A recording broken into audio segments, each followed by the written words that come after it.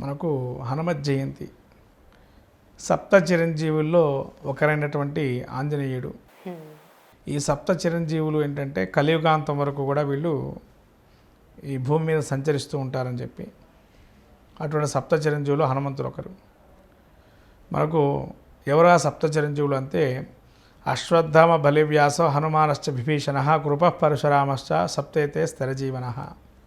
అశ్వత్థాముడు, అట్లానే విభీషణుడు, కృపాచార్యుడు, తర్వాత భార్గవరాముడు, పరశురాముడు,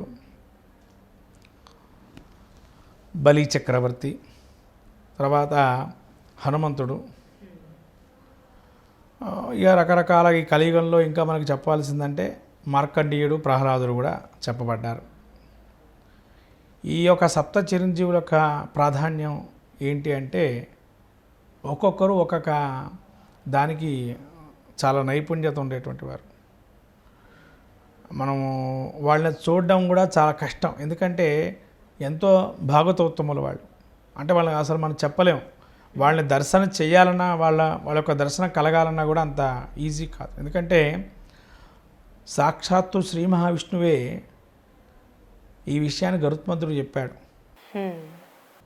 భాగవతోత్తముల గుణాలు ఎటువంటివి అని మనకు గరుడ పురాణంలో తెలపబడింది. పద్మమాల బ్రహ్మాండ పురాణంలో కూడా ఉంది.